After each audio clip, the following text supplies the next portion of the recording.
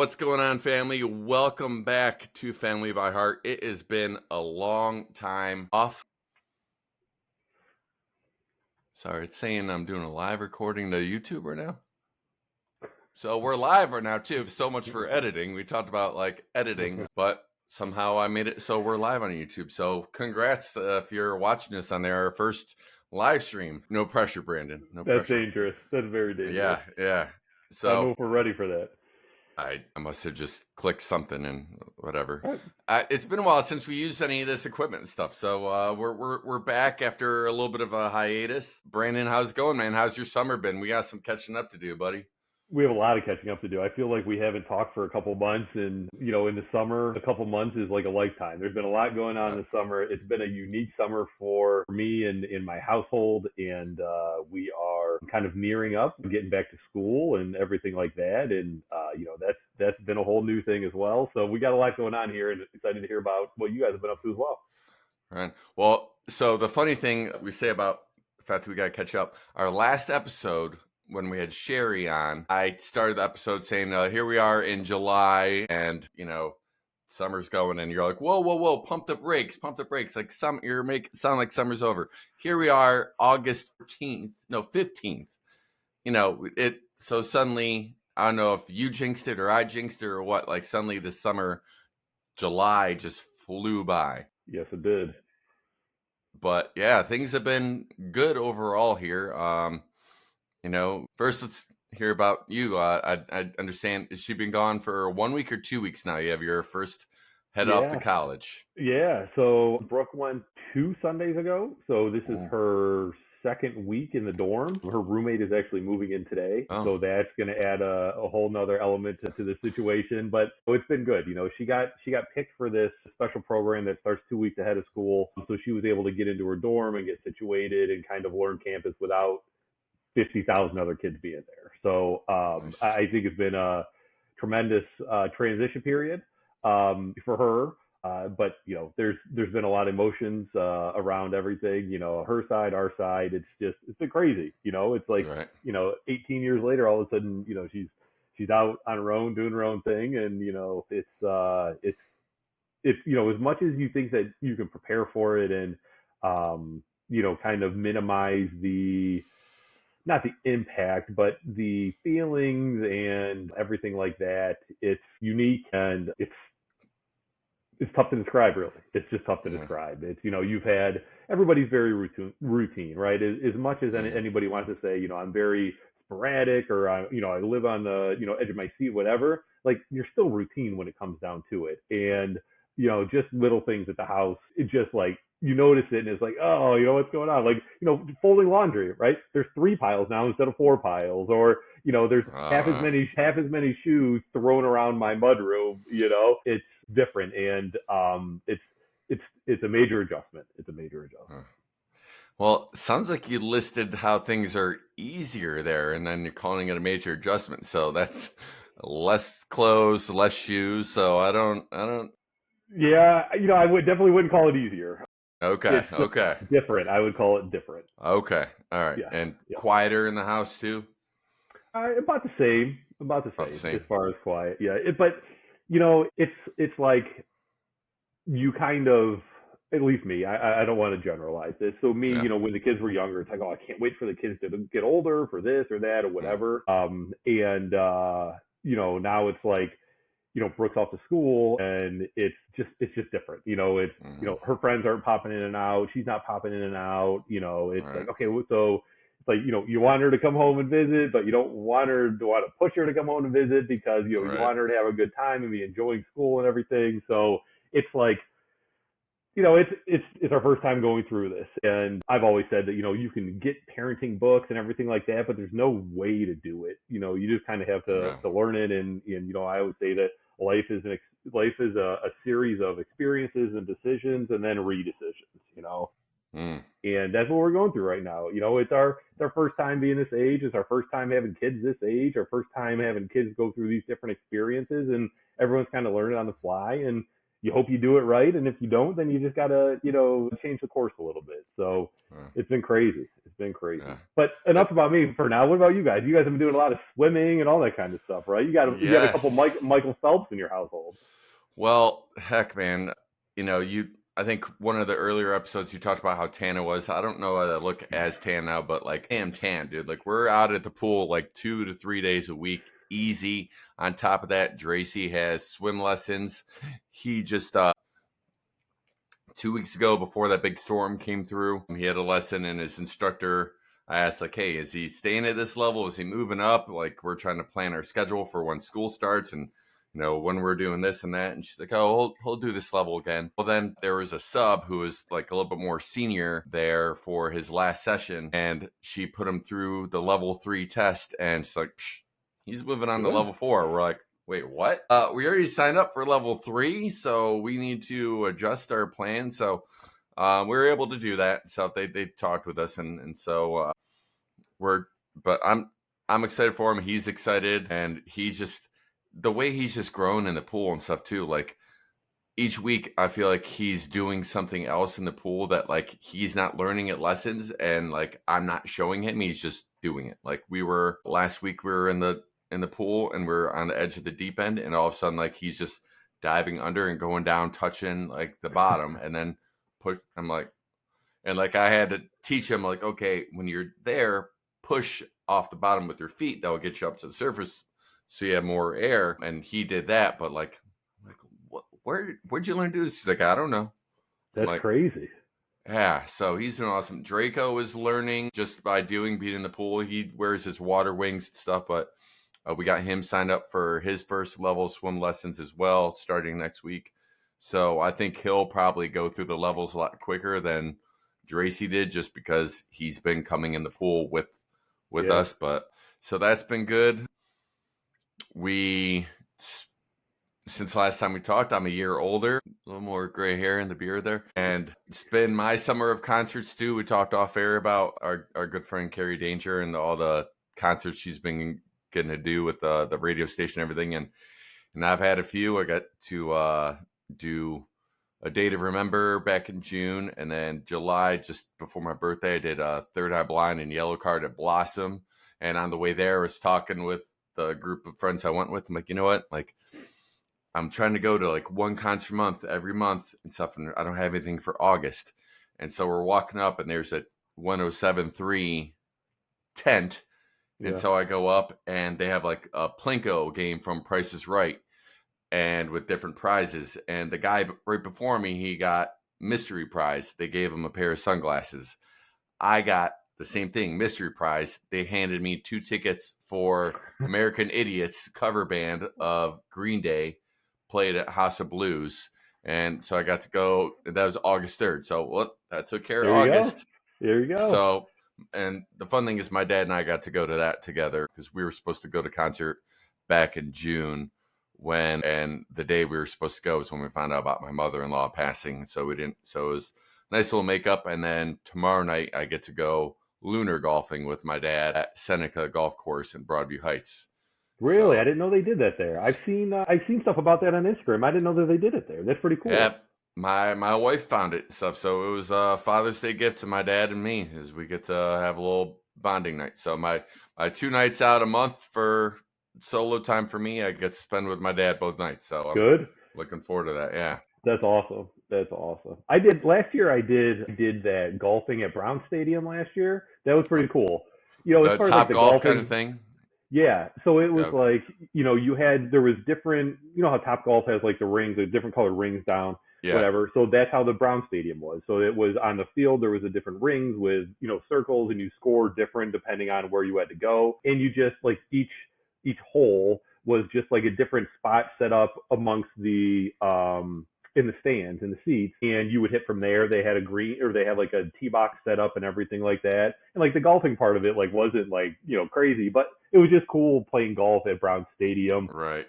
They had it set up pretty cool when you walked in, like in the suite section, where they had open bars, and they had games going and everything like that. It was cool. It was a cool setup. It was a cool experience. There were some people there. Some guys had like a full golf bag and stuff like and taking it a little bit serious. But it was fun to go have a few adult beverages and golf at Yeah. Brown Stadium. It was cool, and then the lunar golf looks awesome. I'm pretty jealous that you're going, to be honest. So if your dad cancels, Well, I'll be honest. I mean, I thought I could lose a golf ball easy before lunar golfing. It's only going to be easier for me to lose my golf balls, and I'm not golf maybe one or two times a year. So and I didn't make it to the driving range or anything at all this week before we go. So it should be interesting tomorrow. And the fact that I've been dry for 3 years and stuff too. It's like, well, that's how I used to have more yeah, fun on the golf course. So, but my dad and I have a good time together and stuff. So I'm sure it'll be dad jokes flying all around and stuff. So it'll that's be a a good good time. trip.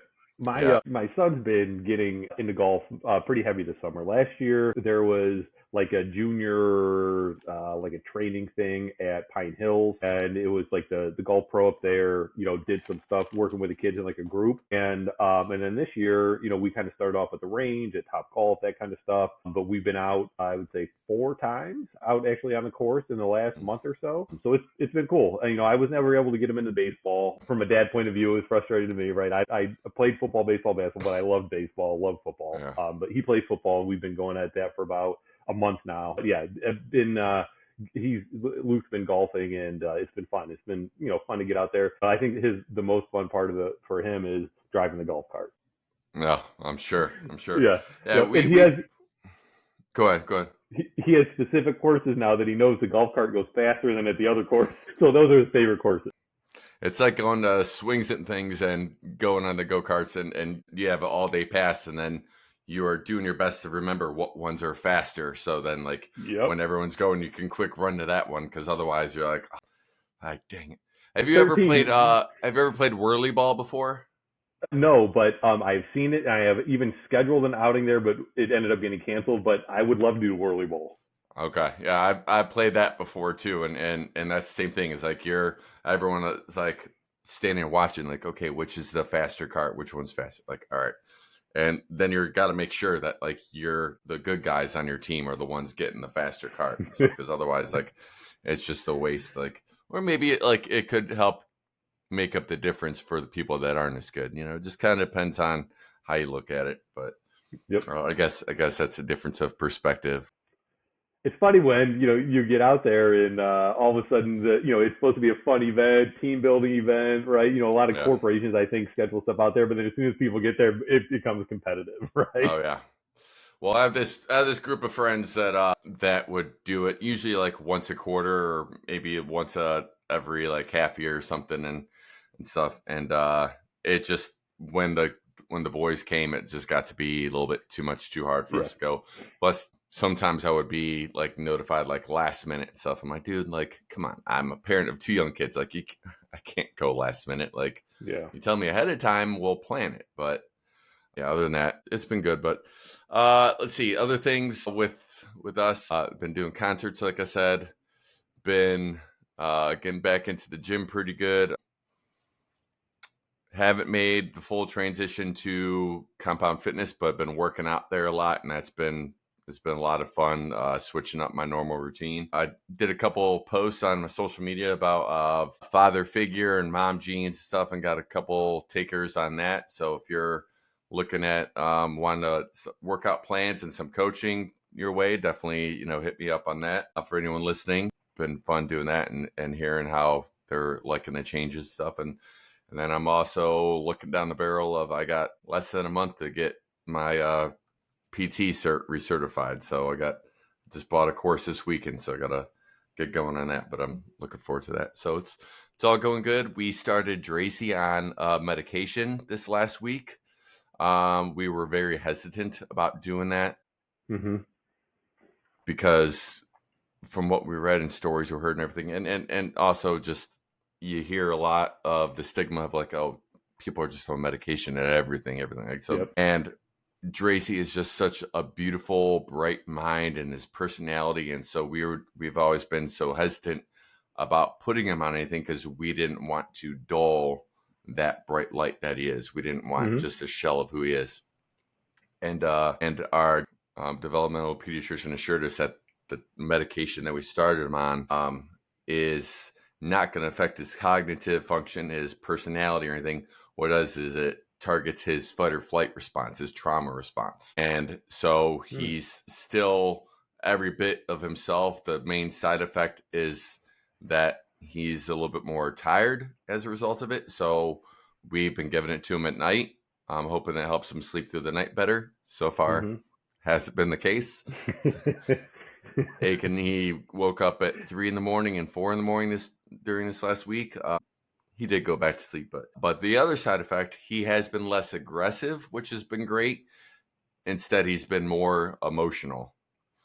For instance, you were talking about how you were looking at, Brooke and the kids getting ready to grow up. You're ready for them to grow up and move on. Last night, Tracy was crying for about 15, 20 minutes because Draco is growing up and he's not a little baby anymore and he can't just sit and read to him anymore. I'm like, buddy, you can still sit and read him stories even though he can't read yet. You can still, he's like, I miss Draco. I miss baby Draco. Draco's right here. It's like, so he's been emotional, but the fact that he's not aggressive and every other bit of himself has been the same, and he's actually had more focus, has been huge. So we went from a trial basis to last night was the last night of the trial, and then we got his full prescription and started that, and then he got to go to see his classroom this week and ended up meeting his teacher this week, and Mary Jones, formerly Mary Jakubiak, from school. She has a kid our age, and she set up a play date for all the incoming kindergarten kids and got to so he got to meet some of his classmates and stuff. So it was a lot of fun. Yeah. When did he start back at school? The 26th, I believe. So we got just over 10 days, 11 days. Yeah. It goes back. Luke doesn't start until after Labor Day. Really? Yeah. Yep. Most of his friends go back this Monday coming up. Okay. But yeah, he doesn't go back till after Labor Day. It's weird. They start on a Thursday. It's the whole wean in kind of a deal. Yeah. I mean, so he's starting on a Thursday. So go Thursday. It's kindergarten, so he goes 5 days. So Thursday, Friday, off Monday for Labor Day, and then Tuesday, Wednesday, Thursday. So he'll be exhausted that first full week, going from 2 days to 4 days to 5. So we'll see how it goes. But so obviously, with your having your first child go off to college, and my first getting ready for kindergarten. Again, one of the things that's interesting in our dynamic that works so well with us is our different perspectives on things. You're sometimes able to feed things into me and remind me of things, and vice versa. Some of my experiences might remind you of things that went on with your kids when they were younger, and something that you want to tap back into. So that's kind of what we're going to talk about, perspective. Some of today might be a recap episode, other than it's catching up, just because I think when you look at perspective, you sometimes look back at priorities, which obviously was our first episode together. So I think we'll definitely hit on that. But before we get into the meat and potatoes of this episode, one thing I do want to bring up that I showed you before we got rolling, we got some Family by Heart stickers made by Sticker Mule. No, we're not sponsored by them, but I got them made there. So pretty sweet. What we want to do, you want to say what, 5, 10? What do you want to do? Let's go 10. All right. So if you're one of our listeners and you are interested in getting one of these stickers, what we want you to do after you listen to the episode, either you could do it on our socials, on the YouTube page, or on the wherever you listen to it. Comment and let us know what your favorite part of this episode is. And the first 10 people that leave a comment, we will notify you and we'll send you a sticker. And then out of those 10, we will choose one lucky winner at random, and we'll send you some Family by Heart swag. We'll send you a shirt too. We'll get one made for you. Get some Family by Heart swag. Really be part of the family. I mentioned to Brandon, Carrie Danger got some Family by Heart swag this week herself. It was awesome to know that she's going to be out there representing us. She said that she'll probably wear it to some 5Ks that she runs. So Brandon and I aren't running them. At least someone's at those races running and wearing our gear. So you got that right. Yeah. Yeah. So perspective. You have different perspective on things. I have different perspective on things. What is one thing that you do to help you get back to perspective? Maybe change your perspective, gain perspective. Do you have any kind of like tricks or habits or things that you do to kind of refocus yourself when when you need refocusing? Yeah, this is something, and I didn't know this is where we're going to go with it, but this is something that I've actually, I have a therapist, counselor, whatever you want to call her, that I go to, because I think it's healthy. I would encourage Absolutely. people to do it, consistently. It's just nice to have a third party that's really not interested in the outcome to be able to speak to, and I think that kind of goes to it, right? So, if I'm struggling with something that I can't figure out if I'm on the right side of it, the wrong side of it, if I need to change my opinion. When I was younger, it would almost be like my way or the highway, right? It would be like Mm-hmm. I would be almost narrowly focused and accepting an alternative view on it or an alternative perspective on it was something that took a lot for me to be able to Mm-hmm. do. Now, we're very yin and yang as far as I'm the optimist, she's the pessimist realist kind of a deal.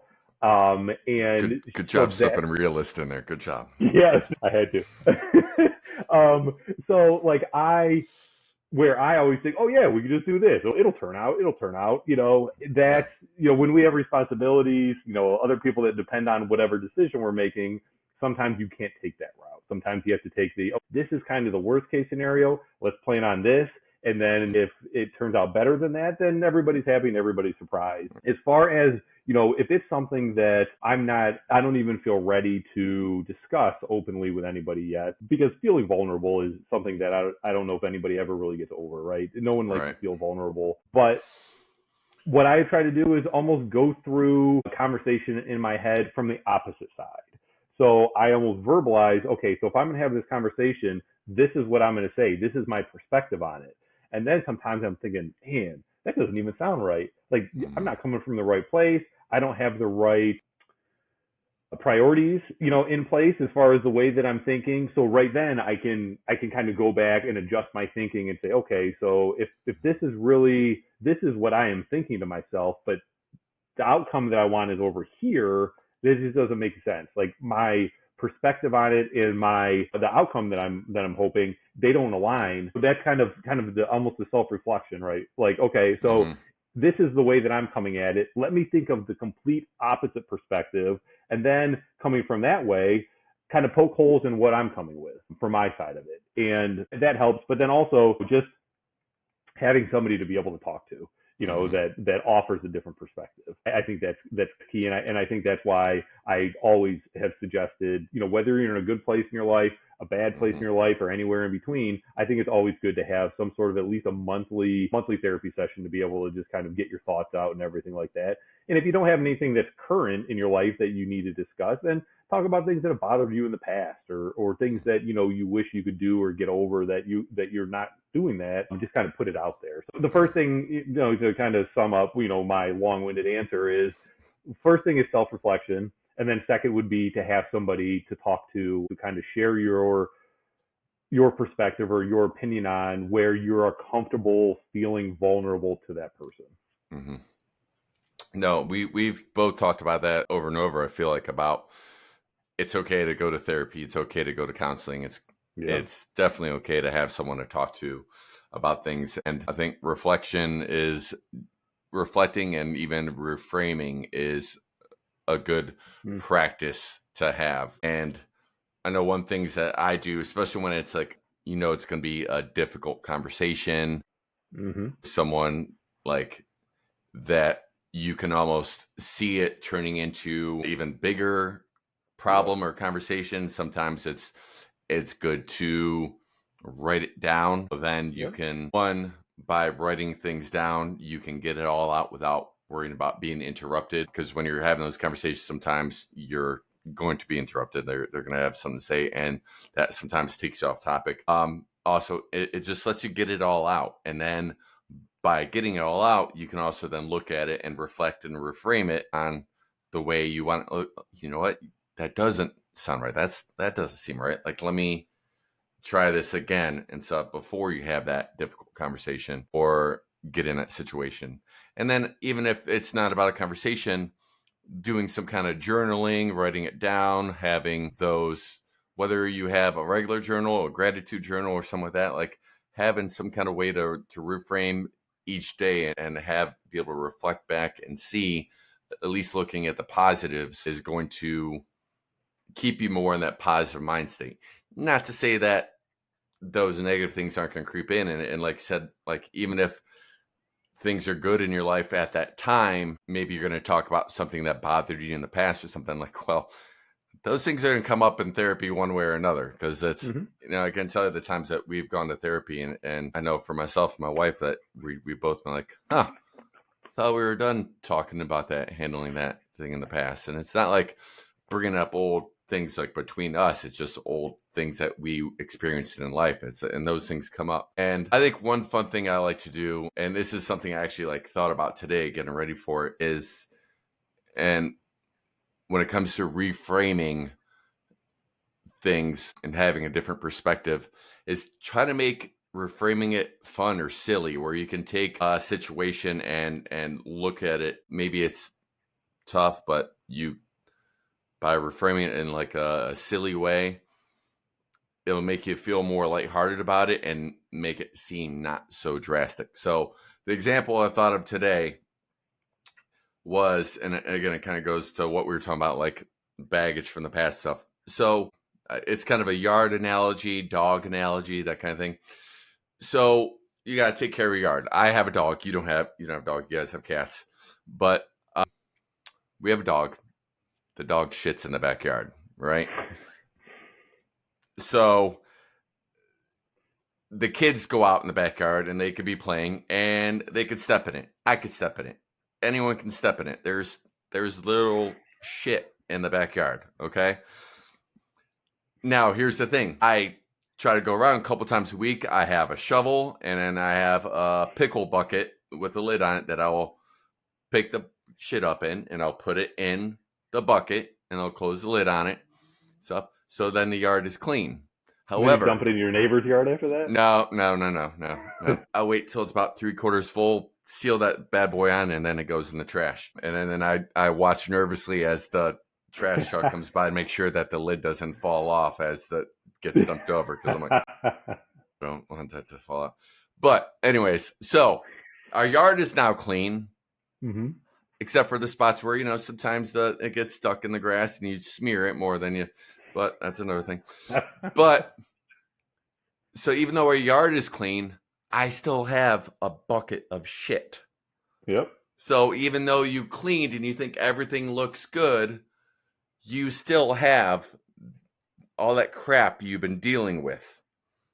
It's just off to the side, but you still have it. So eventually you have to make sure you do what you need to do to get rid of that crap, to get rid of that shit.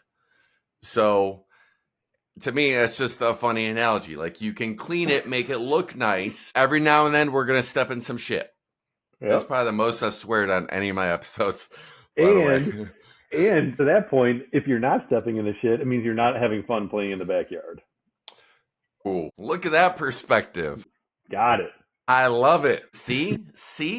I get it. Yeah, you're not having fun playing in the backyard. You're not getting to enjoy it for all it's worth. And then the other things, like, again, I went with the dog crap the analogy.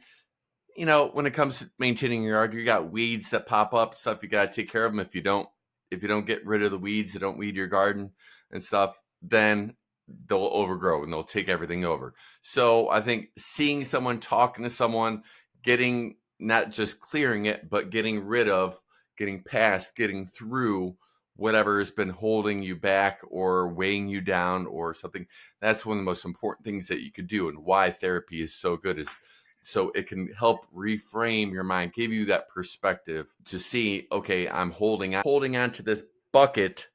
I need to throw that out.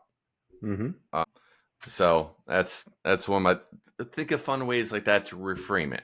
It's just a bucket of shit, Yeah. Sometimes it is. That's what it is. But I also think, that not everything needs to be reacted to right away. I think that sometimes that people think that things need an immediate reaction, or that everything needs a reaction. And sometimes it doesn't. Like sometimes things just kind of are what they are. Mm-hmm. You just kind of need to plan your next move instead of always pushing back on everything. Like some things are just going to be in place. You got to pick and choose your battles, I guess. But again, like it doesn't, not everything needs an immediate reaction, especially if it's a big item. Yeah. It's it can be reacted on, but look at all your options first, right? Think through it. Okay, so if I do this, then this happens. If I can do this instead, then this happens. So think through it and try to minimize the shit that goes, and just, you think about your next step. Just think about it. Don't Yeah. rush to make an initial reaction because a lot of times that'll just multiply what the issue is. Yeah, absolutely. And in a parent way that I've been kind of dealing with that, thinking of that is, again, a lot of growth for me this year. I get so frustrated with the kids' reactions and things that they would do, and whether them misbehaving or getting into something or not listening or whatever be. And one of the things I've been able to do is kind of taking a broader perspective and looking at things that, okay, they spilled something, they made a mistake, they got into a little trouble. If I react so strongly and so quickly right now over this little thing that all kids, all toddlers, all, Mm-hmm. do, and I get so upset at them where they're going to be afraid of me, scared to tell me they did something wrong, scared to tell me they made a red decision, blame each other, stuff like that.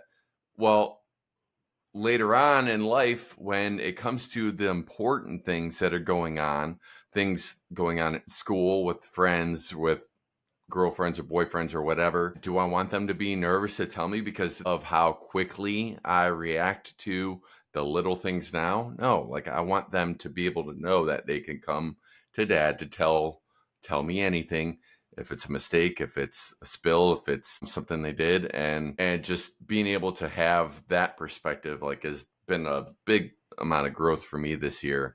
But I know it's also going to be paying dividends in the relationship I have with the boys as they grow up and stuff. Not to say that there's not still things they're going to hide from me or try to keep from me anyways. I mean, we all have those things that we kept from our parents and stuff. And it's kind of fun when those stories come out now with their parents and they're like, what? What? Mm-hmm. Mm-hmm. But at the same time, you just want to be able to make sure you don't have to be a friend to your kids, but you want them to be able to have fun with you and trust you and know that you are a safe space. Yeah, and I think that you realizing that this early is big because as the kids get older, it becomes more and more important.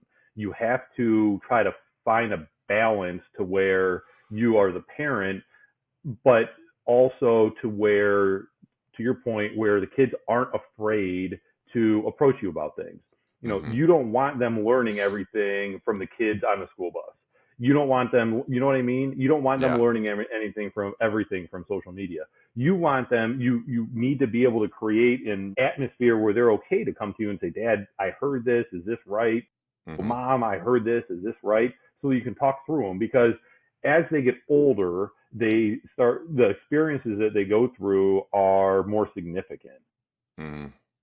Breakups and when first grade and you color a picture correctly or whatever, or you don't color it correctly, it is what it is. But in seventh grade, eighth grade, and then especially through high school, a lot of your academics are very important at that point, right? Mm-hmm. So it moves from being I don't want to. It's the elementary school levels, is what it is, but it starts gaining more important as they get older. And as they start going through these more significant experiences that they're going through, they need guidance from us.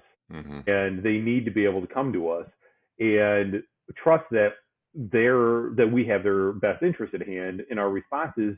And we start getting to the point where we're not going to know everything and we shouldn't know everything, right? They should have a private, some private parts of their life and everything like that they need to work through on their Mm-hmm. own. But being able to help guide them through those things, because as a parent, it's not like the bad parts of it, it's not where you don't want to know. It's not like ignorance is bliss, as a parent. It is more, okay, this is a situation, let me teach you how to work through it because I'm a 42-year-old adult And I have this perspective now where, I'm helping you as a 13-year-old boy or an Right. 18-year-old girl. I'm helping you through these things. This is your first time dealing with it. And I have made decisions in my life, or I've went through experiences in my life that have made me learn, okay, this was a bad decision. I shouldn't have done this the first Yeah. time. And instead of them having to experience that, you can help guide them. Now, I do think that there is very valuable to allow them to do their own thing and make some decisions, especially early in the, third through seventh grade area. You should make some decisions. They're going to make some bad decisions, but that's fine. Yeah. It's not at an age or at a level where the repercussion of a bad decision when you're in sixth grade is going to haunt you for the rest of your life, majority of the time. So, being able to allow them enough rope to make some decisions that may not be the correct one that they have to learn from is healthy, right? If they don't know Yeah. if they don't experience and learn how to deal with situations on their own, then they're going to come to you all the time.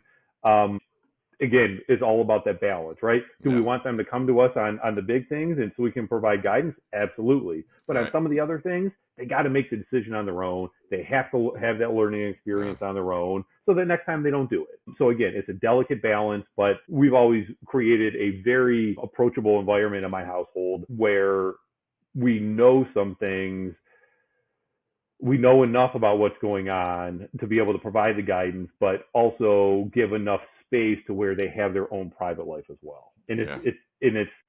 you have to find that balance, and it's not easy to find that balance, and it's different with each kid. But as a parent, we need to strive to find that balance. Yeah. And I think, especially today's day and age with social media being what it is, I mean, could you imagine the things that we went through in middle school and high school with, we had social media back then and stuff? I mean,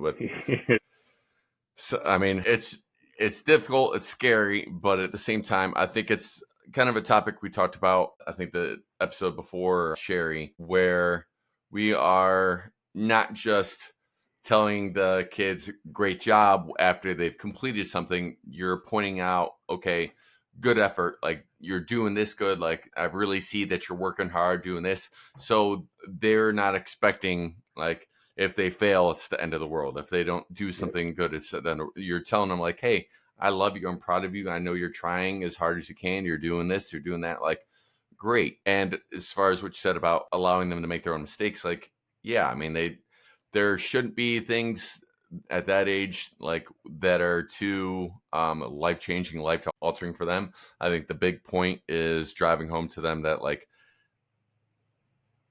it's okay to make mistakes. Just make sure you're not making mistakes that hurt you or hurt someone else.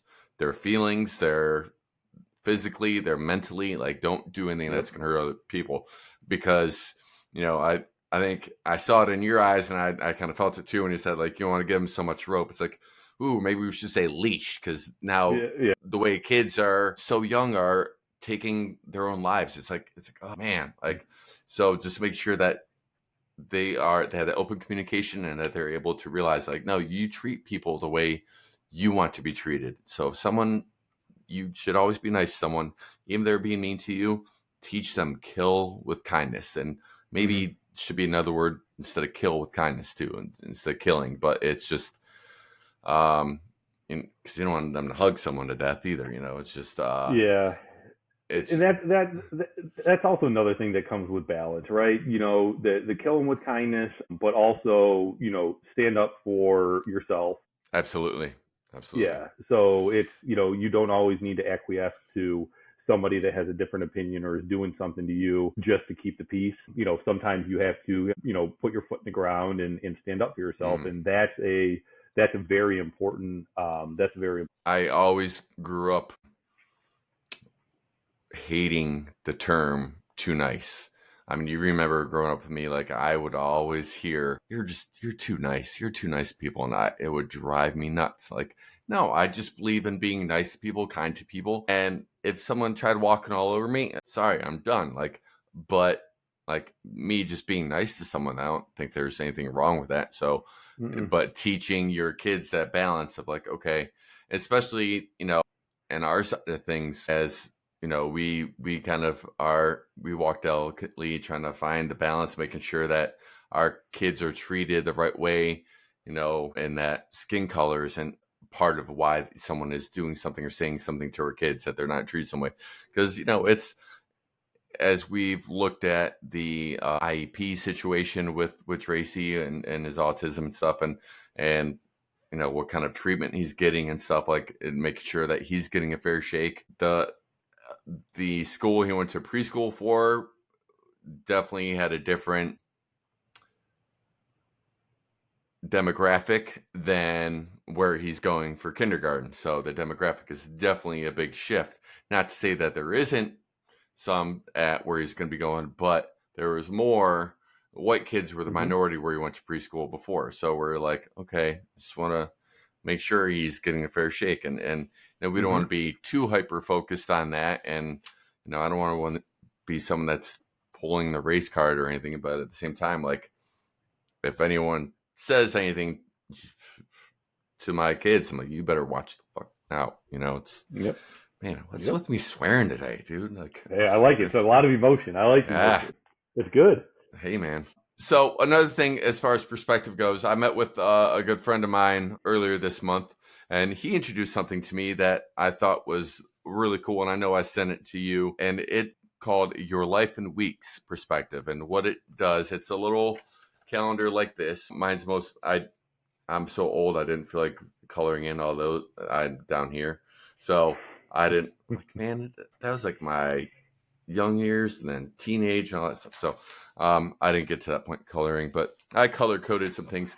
But what this does is it goes up to, and I'll put like a better screenshot when I do the editing, that you don't have to worry about editing, but I'll do the editing.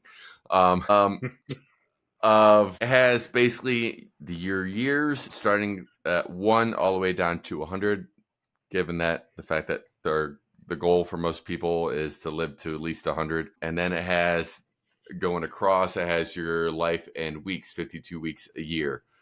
And what it does, like the way my friend, again, Darren Painter, what's up? Shout out to Darren. The way he explained to me when he started doing this, he got a big poster size version hanging on his wall.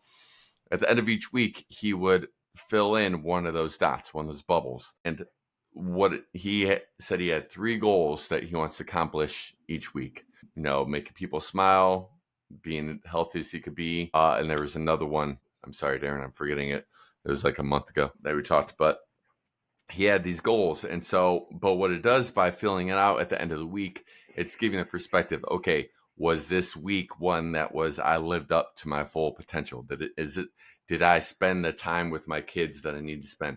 Did I work towards and accomplish my goals? And when you look at it, especially as you get towards halfway down the sheet, like I do, it's like, man, like, okay, half my life is gone. I got some things to accomplish. I got some things to do. It's giving you that perspective. But also, say you look at your kids' weeks, stuff like, Brooke is 18, and your son is 12 or 13. 12. He turns 13 12. In 2 weeks, 10 days. So you can look at it like, we talked about me getting upset at the boys before, but realizing, maybe I don't need to be upset. You look at where you're at and you look at where they're at on the thing. It's like, man, I need to not be, they have lived so little life compared to where we are. You need to give your kids some grace. You need to make sure that you're giving them the time to grow and learn and make those mistakes that we made, and just be able to trust that they're learning and they're growing as much as they can. And then on the flip side of it, you go further down the calendar and you think about your parents and how much closer to 100 they are and stuff. And I don't want to get morbid with it here, but like, you think about how often do you get to see your parents, once a month, twice a month. And then you start thinking about, like, okay, you might look at it as, shit, I'm only going to see my parents 20 more times, 15 more times. Like, what does that time spent with them look like? Yeah. So it's a really unique calendar. I've been doing it for a few weeks now since I printed it out. And I feel like it's definitely had a change on my perspective, just taking that zoom out approach and looking at it. Is this something that you've seen or worked with before yourself? Yeah, definitely, and it's good. I kind of ran into this in a crunch. At the end, during the summer, it's like I think Maureen and I think it was maybe in the spring, and we kind of started doing the same thing, and we're kind of almost plotting it out. It's like, okay, we have this amount of Christmases left. We Hmm. have this, we have that, and like it's rough, man. It's Yeah. rough. Yeah. Yeah, You don't want to look at it it's something. morbidly, but you want to look Yeah. at it like you want to be making the most of it. You want to make memories Yep. and yeah. So it's Yeah. um I think it could be a very positive tool. I could see how some people could see it as a negative tool, but I think it's definitely a positive just to make sure that you're getting the most out of the time Yep. with the kids, time with your parents, time with your wife, time with your spouse, time with your family. Like it's just trying to make the most out of those moments. Yeah, So, absolutely. And I think that's exactly what it did when we started looking at it. It's like, okay, so we have this amount of time left. We have this amount of summers left. We have this amount of whatever. So let's make sure that we're making the most of this. So instead of pushing, okay, well, we're not going to do anything this weekend. We'll just kind of lay low. It's like, no, let's go do something. We have 4 more weekends until they go back to school. We have 6 more weekends until they go back to school. Sometimes facing reality is a difficult part about it. yeah. Like you said, it's supposed to be a positive, and it is a positive thing. It helps you put things in perspective because you can then make a plan, and it's like, okay, so I'm planning out this week. Then there's this week. Did I do anything this week? Did I not do anything this week? So you really it like gets you to face the reality first, and then plan of attack. So I think it's a great exercise, a fantastic So, exercise. yeah. So I'll definitely post that on our page. I'll have it on the Family by Heart webpage, as well as I'll put it link to the calendar and the show notes and everything. But just to kind of finish out, I went to betterup.com, and they had back in February, Elizabeth Perry had 15 tips on how to change your perspective and change your life. And so we'll just kind of go over these real quick. We kind of talked about a few of them. 1 and 2, reframe and reflect.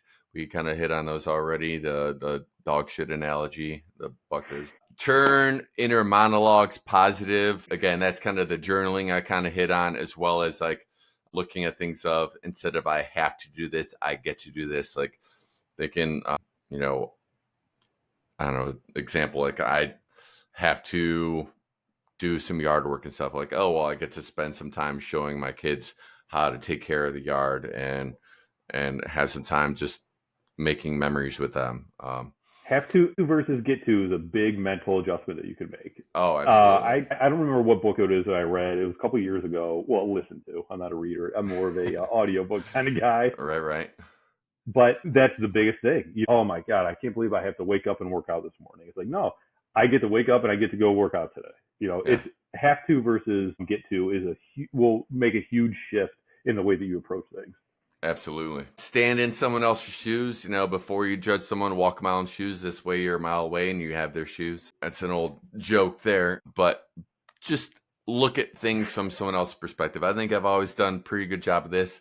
That's definitely one that's probably a little bit harder to do this time of year as we approach the election. We won't get into politics here, but definitely look at someone else's perspective on things. Assess toxic relationships. There's the adage, you're the sum of the 5 people you hang around with and stuff, like, or you're something along those lines. I forget the exact quote, but like, just who do you surround yourself with? Are they people that bring Yep. light, or are they people that bring you down? Are they talking positive? Are they talking negative?